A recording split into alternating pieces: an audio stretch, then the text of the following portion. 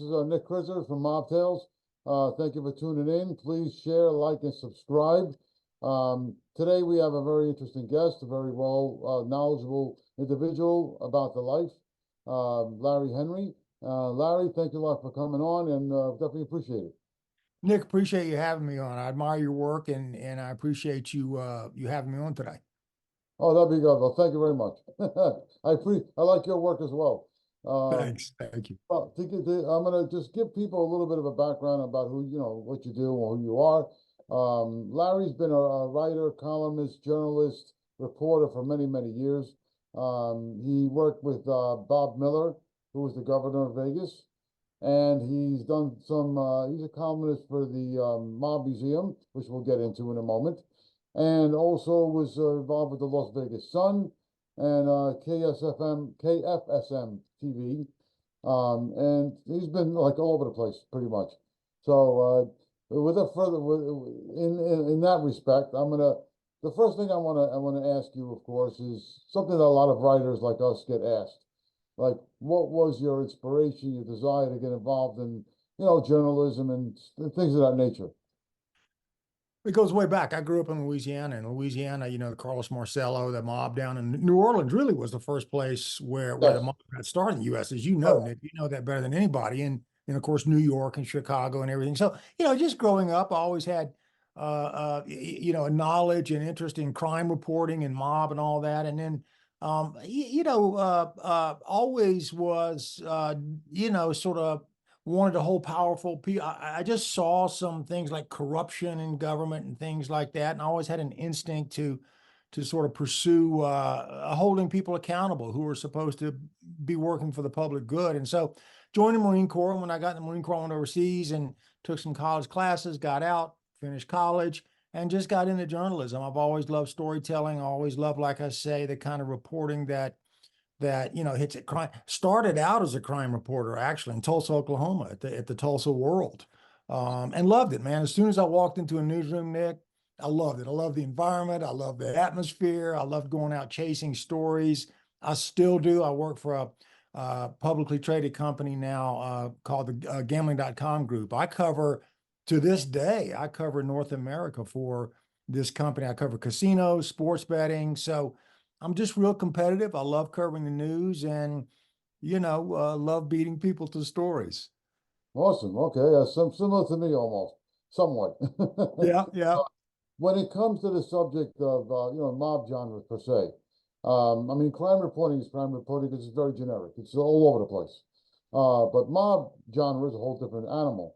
It's a little more intricate, a lot more information involved, a lot more names and situations. Where did the interest of pursuing that specific niche? Well, it started in Louisiana, where again, just seeing the Marcello organization operating, I couldn't believe that it wasn't. No one did anything about it. The power they had always struck me as wrong. And so, when I got into newspapers after I got out of the Marine Corps, went to college and got out and got into newspapers, I ended up at the Reno Gazette-Journal in Reno, Nevada, as a reporter covering the legislature and politics and all that. And that was at a time in the 80s when the mob was really sort of in its final tailspin in Nevada. Tony Spilotro was still alive. It was really a real it was sort of a crossover period, Nick, between the old Las Vegas, the old mobbed up Las Vegas, and then the crossover into the new Las Vegas in Nevada. That's what really got me interested in it. Then I went to work for the person you just named, Bob Miller, whose dad had been a bookie in Chicago, had come down and run the Riviera, which no longer exists. The Riviera has been demolished, but it was an old mobbed up casino. Hoffa was involved in some of the funding, as you know all this, Nick. And so, I got involved with Miller. And so now he wasn't mob associated. The interesting thing about Las Vegas, Nick, as you know better than anybody, a lot of the later generations, the offspring of a lot of the people who ran some of the casinos in the early days, they had come from places like they had run casinos illegally in Covington and Newport, Kentucky by Cincinnati. Hot Springs, Arkansas was a real active mob place. Miami, Havana. A lot of those people went to Las Vegas who had some associations with the mob, the underworld. their offspring though. They didn't want their kids to have anything to do with that and wanted them to get into legitimate businesses. And so Bob Miller, the guy I worked for, he ended up going to law school, became the prosecutor in Clark County, which is Las Vegas. So I got really interested in it that way, Nick, just seeing what was going on in Nevada after I'd seen it elsewhere, just seeing how infiltrated the mob was in casinos and in government, public corruption. It just always interested me, and it just struck me as the role of reporters and journalists to hold those kind of people accountable. Well, it's interesting you say that because in Vegas, they have, if I'm correct, who's the mayor of Vegas, I think, Oscar Goodman. His Uh, wife is now. Yeah.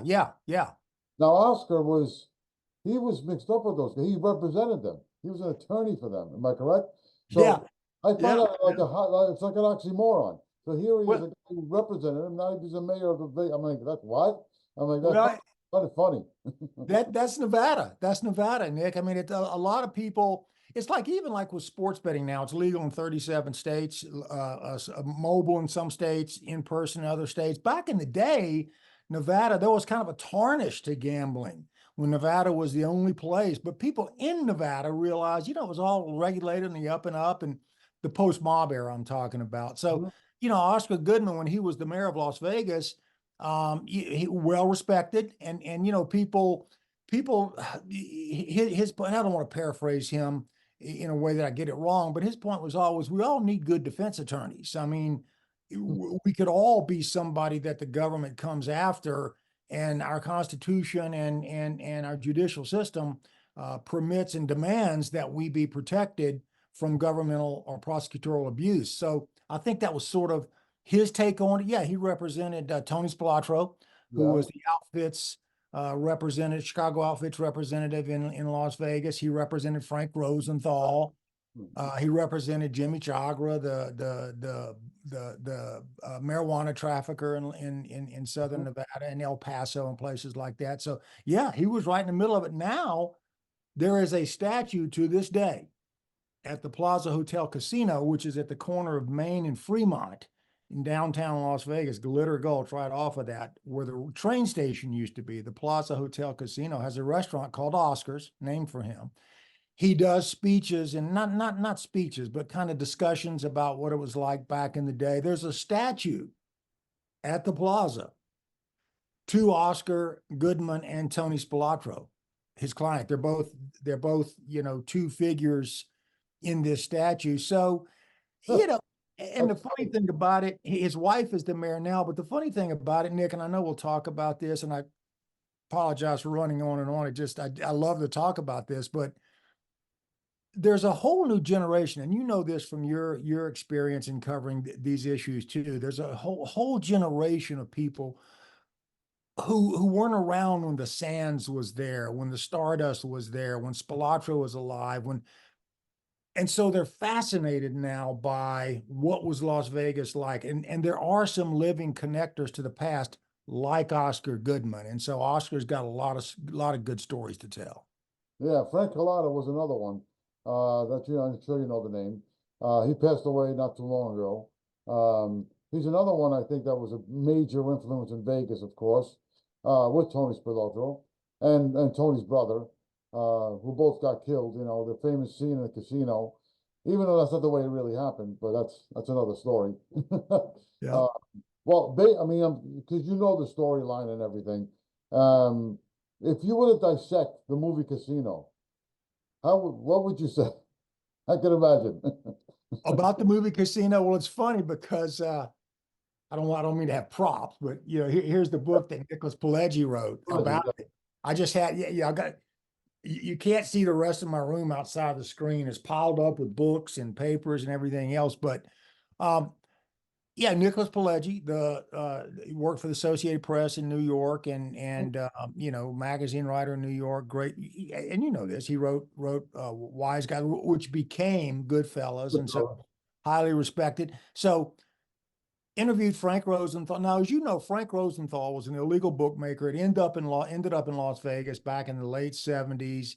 Mhm. took over 4 Argent Corp casinos, 4 Midwestern mobsters. So interviewed Rosenthal, Collada at that time. Frank Collada had been one of Tony Spilatro's street racket guys. Tony Spilatro sort of was down there for the outfit, overseeing the street racket, overseeing the skim, overseeing Frank Rosenthal.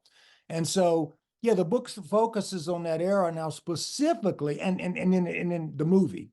Specifically, names were changed in the movie, though, for legal reasons. As Nick Pileggi told me, it was because they would have had to pay everybody. Nick, they would have had to pay, if they'd used the names Frank Rosenthal and Tony Spilatro and the Stardust, then there would have been a payment that would have had to go on to these people, and you had some legal issues involved. So they changed the names for the movie. Mhm. As you know, it was about Frank Rosenthal, Tony Spilatro. The Joe Pesci character was Right. Mhm. Spilatro. The Robert De Niro character was based on the Rosenthal, Right. and their romantic love triangle with Rosenthal's wife Jerry, that yes. blew up in their face and sort of toppled what the mob had in Las Vegas. Right. Well, how, I mean, in the sense of this, the movie itself, I don't think it's extremely accurate. Do you think they took a lot of creative license with it? Yeah, what's funny about it, and you mentioned, I write for the Mob Museum every month about different movies and mob books and things, and so I've had this discussion too. And I have a Facebook group called Las Vegas Mafia History, Yes. and welcome everybody to join. And there's a lot of discussion in that group too about what we're talking about now, Nick. How accurate was the movie Casino? How accurate was the movie Bugsy with Warren Beatty and Annette Ben? It You wasn't. know, well, but the thing about it is the way I sort of look at movies like Bugsy and Casino and whether it's a Gotti movie or whatever, Nick, is uh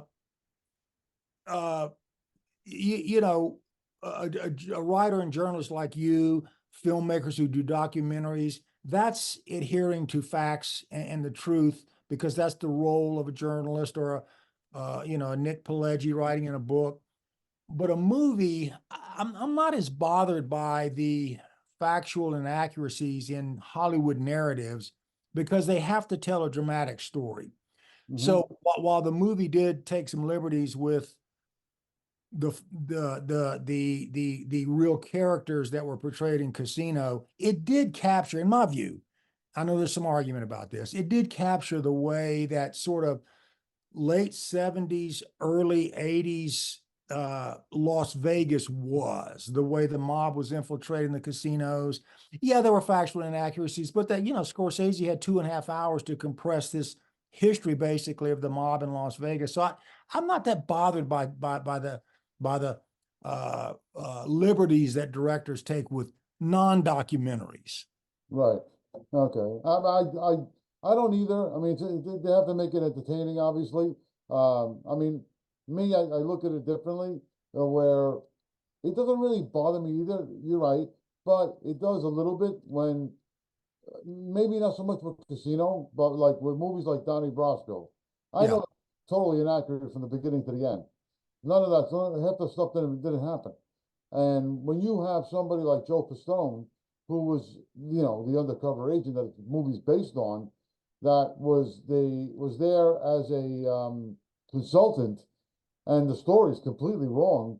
I was like, what? That's comes even Henry Hill with Goodfellas. Henry Hill was not that. Ray Liotta made him look like a star. Made him look a star like a star.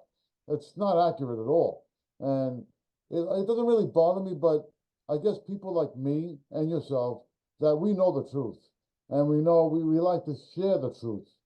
That when we see something like this that's so twisted and inaccurate, it makes me cringe a little bit.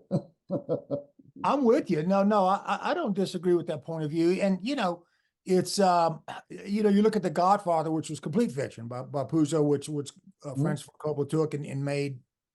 So there was no, is this accurate or not in terms of real characters? But yeah, you look at something like Goodfellas, and you're absolutely right. Henry Hill, respectfully, wasn't a big player in the mob scene. Pileggi's book centered on him, and so, but another way of looking at it is it was a great movie. It was great drama. Yes. And Michael Green, who's a friend of mine, a professor at UNLV, said something about the movie Bugsy. Sort of, I'm going back to the movie Bugsy now with Warren Beatty, Okay. the Benjamin Siegel thing. At least movies like that, while there are historical, excuse me, Nick, while there are historical inaccuracies in movies, and they open the door to people who might have an interest in it. In other words, I saw Casino. Who is this guy, Ace Rothstein? Who is this guy, that Pesci played? Let me dig into this. Then you go get the Hmm. real information. So maybe it's opening the eye to some people who otherwise might not jump into that world like Goodfellas. Okay, who is Henry Hill? Who was this person? Who was that? So, you know, at the end of the day, if it's a good movie, and in that sense, I'm gonna be a fan. Right. Okay. Yeah, I'm a fan as well myself. Well, good. It's funny you mentioned The Godfather. Well, it's one of my favorite films ever. It's The Godfather, even The Godfather, fiction, that it is fiction, it's not real, but there's a lot of scenes in that movie that actually really happened. Yeah, Which I'm sure you know. I mean, the one with Talia getting strangled in the bar was actually Sahara Lounge where Larry Gower got strangled. So even this more than one scene in there that Puzo, it's almost like he took things that really happened and put them in his book, more or less. I mean, the meeting with Michael Corleone, going to the subcommittee and then testifying, which is same which will happen in the '60s with I mean, yeah, late '60s with oh my God, Joe Valachi. yeah, And they had to get everybody to come in there and testify, Vito Genovese and Carlos Marcello and so forth and so on. So it's sort of, he sort of like took real things and ripped them out and put them in his book. yeah. I think he said, didn't he say at some point, excuse me, didn't he say at some point, some people said he must have known Frank Costello or he must have known some officers. And I think he said, he never really did that. He got a lot of that, like you say, a lot of that out of transcripts from committee hearings and things like that. I think that, and then, just dramatize the daylights out of it. So, and, it was all in the newspapers. So when you're a Mario Puzo or somebody like that, you're reading the newspaper. He wrote for those men's magazines, and he was a big sports bettor and a big gambler. So he was aware of that whole Oh yeah, yeah, he owed Sherlock's money because he yeah, gambled. yeah, I yeah. mean, so he was actually in it. And he loved Vegas. He loved Vegas. He would hit the crap tables and was a big gambler out in Las Vegas too. So, yeah, yeah. I mean, but and it gets to what you're talking about. You got the things like where Puzo will take some reality, some things that happen in real life and make fiction out of it. Then you got the ones like Casino and Goodfellas, and where they're basing it on real life characters. And I think that's where some people get upset because they say, uh, Bugsy was just not real, and no, of course not. But it was a movie, So Yeah. Well, even the scene, even what you just touched upon something, and I'm trying to, recoup my memory here. But another outside of the movie theory, there's another thing that you did you did some work about Hot Springs, Arkansas, yeah, and where a lot of the wise guys went down there. Al Capone went down there. I think Longest Roman went down there. A lot of the guys used to go down there. Really, they used to go down there to get away. To get yeah, away from anything. If it was hot in the area where they were, if there's an indictment coming down, they used to freaking, run down to Hot Springs, Arkansas, and hang out. Um, and I know you wrote something about it or covered that area. yeah. Maybe you can shine some light on that. Yeah, Hot Springs is a great, great town to this day. There's no more illegal gambling, at least not out in the open. There are 3 legal casinos in Arkansas. One in West Memphis, which is right across the river, Mississippi River from Memphis. One in Pine Bluff, which is south of Little Rock, and one in Hot Springs. Those are legal casinos. The one in Hot Springs is attached to the Oaklawn Racetrack, which is a real famous racetrack, prelude to the Triple Crown. The Arkansas Derby is a big deal. Arkansas Derby winners have won some Triple Crown races. That's where the casino is now in Hot Springs. So it's still a great town. But yes, the mob, it was sort of a hands-off town. You could have people from different factions in Hot Springs. Everybody, Meyer Lansky. I mean, everybody went there. Frank Costello had secret ownership of one of the out in the open clubs called the Southern Club, right across the street from the Arlington, where Capone used to stay. Yeah. Lucky Luciano was arrested, Nick, as you know, back in the 30s. He was walking, a couple of New York, with the prostitution rackets and all that in New York, they were looking for him. A couple of New York, I know I'm kind of, sort of moving around a little bit on Hot Springs, but a couple of New York detectives looking for somebody else. Because Hot Springs has always been sort of a hangout for not just mobsters, but, criminals on the run. It was kind of a place where you could, not be pursued. Yeah. Dillinger hide out there once? Yes. Yeah, they were all. So That's right. nobody was going to, the cops were, Jelly Nash, the guy that was the big shootout at the train station in Kansas City, they arrested him in Hot Springs. So one day Luciano was walking down in the 30s, walking down this promenade, named Hot Springs because of these natural hot, therapeutic sort of waters and things. So a lot of people would go there for that.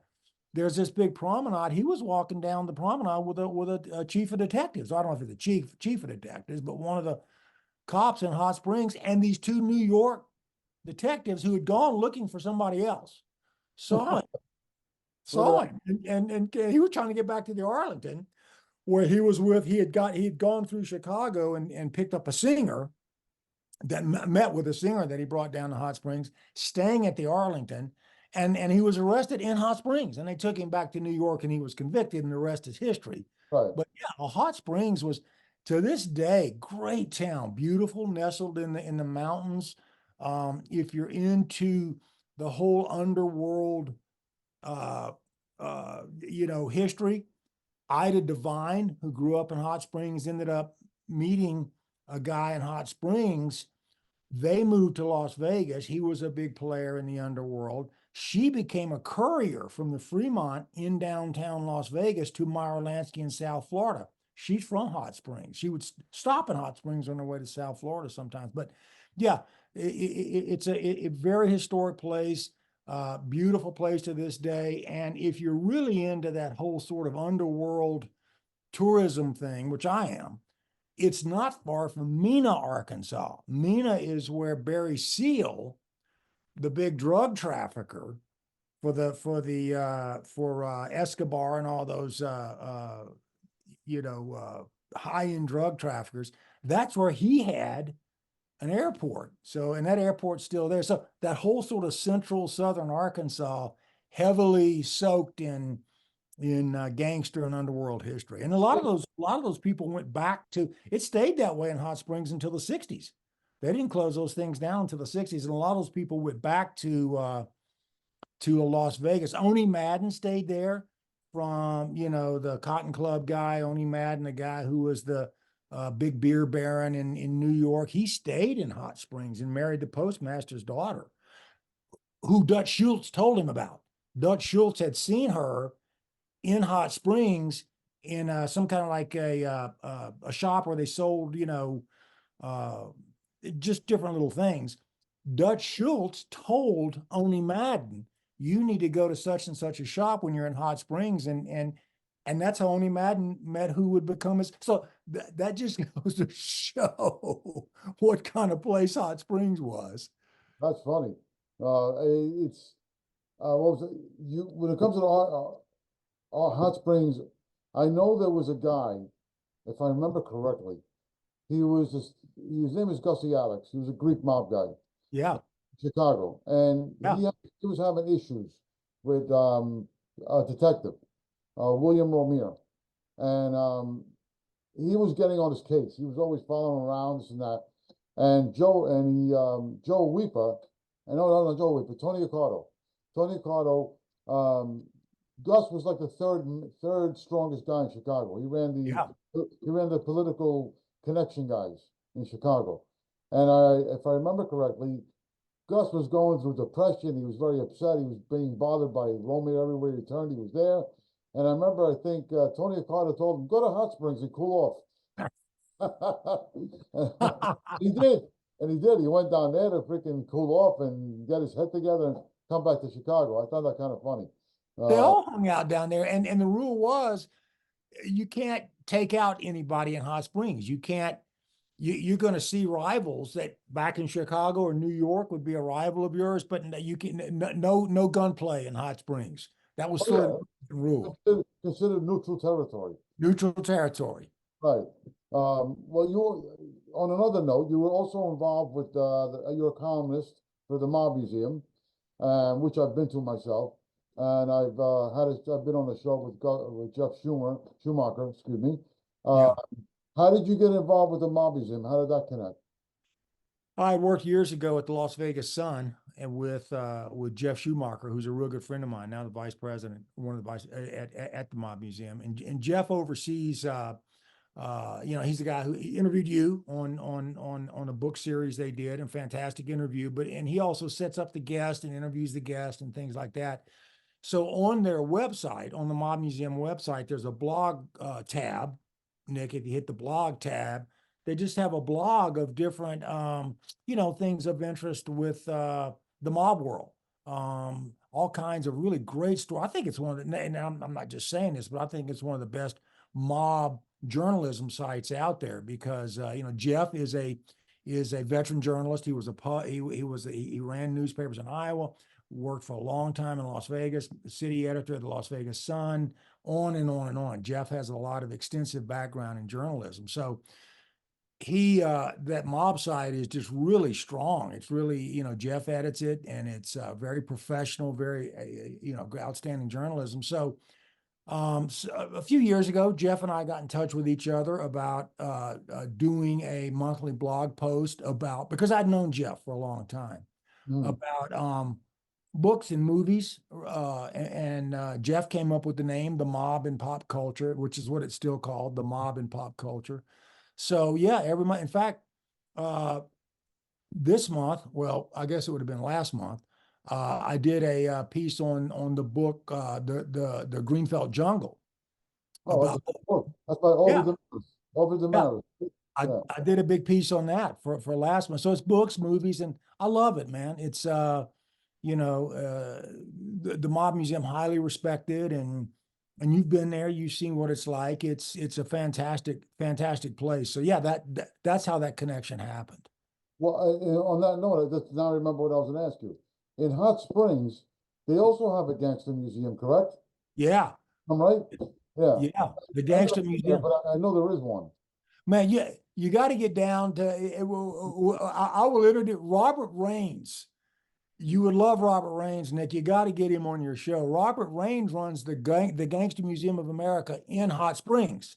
Right. And Robert knows everybody and everything about Hot Springs. I mean, what we just talked about a moment ago about Hot Springs scratches the surface. I mean, Robert at the museum in Hot Springs really is the go-to historian in Hot Springs. And it's a great museum, and there's a main drag in Hot Springs, and that's where the museum is. Hot Springs is a great place. One of the things I love about Hot Springs too, when you go to some of the other places where the mob was bigger, Meyer Lansky was involved in a dog track in Omaha, Nebraska. So all over the place there were, as you know, from the big cities, Cleveland, Chicago, and all that, but also some of the smaller places. Of the smaller places where the mob was really entrenched, and I'm not talking about the Havanas and Cleveland, Chicago. Clearly, those are, well known. But of the smaller places, a place like Hot Springs still really well preserved in terms of mob history. You can go to where the Southern Club was. It's now a museum. You can go to a lot. Al Capone would go to a place, I think it's called the Ohio Club, almost like it was back then. So a lot of those places still exist that were there when these Oaklawn, we just talked about, the horse track. Now it's built up now, Nick. It's really nice. It's a really high-end, horse track, but it's the very same horse track that all these mob guys went to. Costello would go there to Oaklawn, and so it's still there. It's the same Oaklawn horse track. So you can go to Hot Springs and see pretty much the way a lot of those places were honestly, one of the things that about Las Vegas that's changed over time is a lot of those old school casinos are gone. Mhm. So, now some of them are downtown. The Fremont, which was mobbed up, the El Cortez, which was mobbed up, they're still there. Yeah, Strip, a lot of the old casinos are gone, but in Hot Springs, you can see some of the places that were illegal casinos back in the day. that's cool. Well, if you being covering this genre, have you ever come in touch with a real, like, I mean, have you ever knew guys like this? I mean, I did. I grew up with them.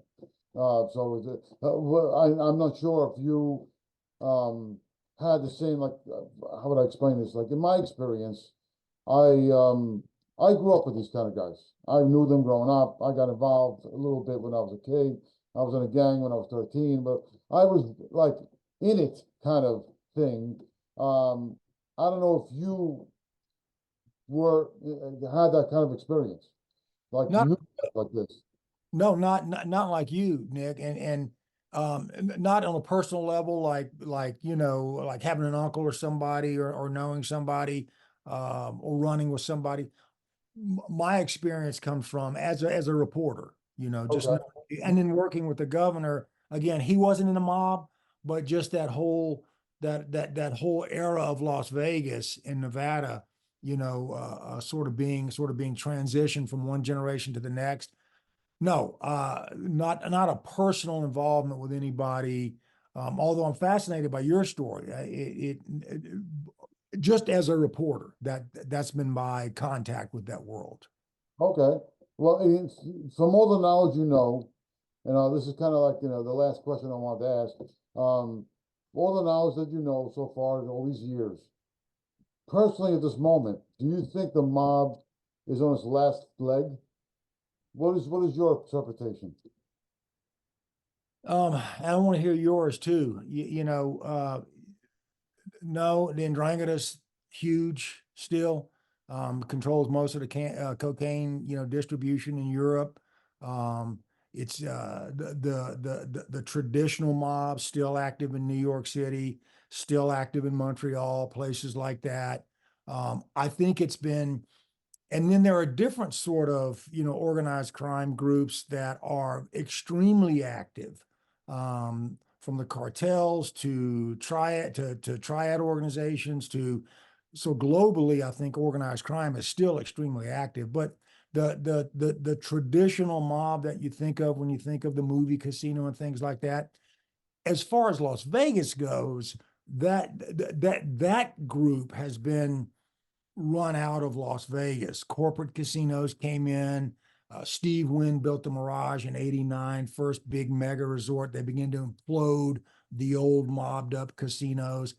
The last leg of the mob, a lot of really outstanding reporters in Las Vegas began to expose the mob, and then carried over. And Ned Day, Jeff Garriman, Jane Ann Morrison, reporters like that were really aggressive. So the mob came unraveled in Las Vegas in the mid '90s. A guy named called him Fat Herbie Blitzstein, was killed. He was sort of the last of the big mobsters.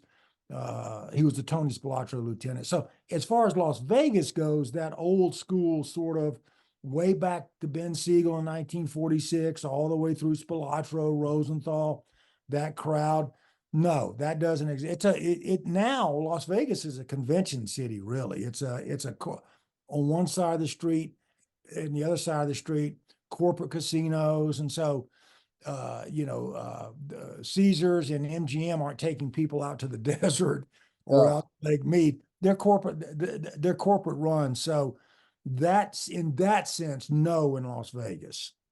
Well, That's not to say there aren't other organized crime groups. What's your take on the mob's existence now, Nick? well, yeah. I mean, in Vegas, I would definitely agree. I don't think they're on their last leg, but they lost one leg already, in my opinion. I mean, they're not nowhere near what they used to be. They were a lot more powerful, like you just said. I think how you say, the erosion of the mob in general, I think started in the mid-90s, right after John Gotti and that whole thing, and the Colombo War, and the Carmine Persico, and Vicarina, and all that. I think that pretty much, I think Rico alone destroyed them to begin with. So it's the traditional mob, I think, is like you said. No, it's still in New York, yes. Where compared to, let's say, the early 80s, where you had thousands of members, it's down to like hundreds. It's nowhere near what it is. I mean, areas like you just said, Hot Springs, Florida, Miami, Cleveland, Chicago, it's nowhere near to what the power base they had. Kansas City with Frank Ballesteri, it's not. There is still a little bit, like you said, they're still there, but the mob always finds ways to make money. They don't. The traditional ways are gone. The old, go shake down the street. It's like a store. That's done. The protection racket is over. So it's more cyber, like off. Now you mentioned that's another thing I just thought about. Sports betting. Now sports betting has gone legal. Where people, what I think started. Funny story, because there's a wise guy I used to know. I don't want to mention his name, and he told me something funny. He says, "Hey Nick," he says, Greek. He says to me, he says, "This government is funny." I said, "What do you mean?" He said, they want to put us in jail because we have gambling dens, but then they could turn around and they open OTB. What's the difference?" And he's right. It makes sense. He says, the government got jealous because we're making money because we're not paying taxes on it. So they open an OTB. What's the difference? You still got gamblers. It still tracks gamblers. So it still does the same thing. So I thought about it. I said, you know what? He's got a point.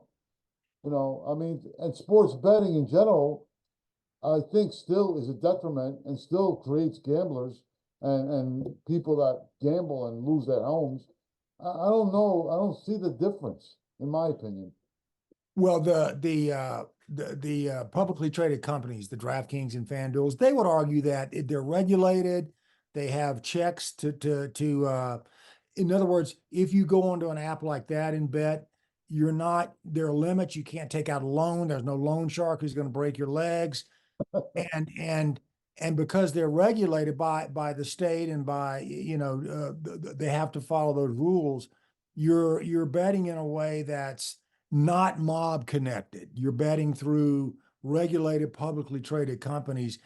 And, and you made me think, and we could talk forever. I know we gotta, I know we need, and we need to do this again. But one of the things that's interesting to me when you talk about something like sports betting and even casinos, there are more than 1,000 casinos around the country. When I was in Nevada, when I first got to Nevada, that was it. Atlantic City was up and running in the late 70s. And gaming, they call it, gambling, sports betting, just really had a taint to it. Las Vegas itself was seen as kind of sleazy because of gambling. NFL vowed they would never go to Vegas. You couldn't even mention betting on television. You couldn't. Brent Musburger would famously say, "My guys in the desert say so and so." They couldn't even talk about the odds of games because there was such a taint to gambling. But now that it's across casinos across, and some very nice casinos, by the way, across the country, like we mentioned, Oaklawn, Saracen down in Pine Bluff, Arkansas, a lot of really nice ones around the country. So over time, and with 37 states having legal sports betting, the biggest states don't have legal sports betting, California and Texas. That's coming. Over time, it's taken some of that stain off of it, you could argue. So now the NFL is in Las Vegas with the Raiders. The NHL is in Las Vegas with the Golden Knights, won the Stanley Cup last year. The Oakland A's are moving to Las Vegas. They're going to put it where right now the plan is to put it where the Tropicana is, one of the old mobbed up casinos in Las Vegas. So over time, that stain, that gambling, and honestly, Nick, I think a lot of it was because of the mob. People thought gambling, they thought the mob, the leg breakers,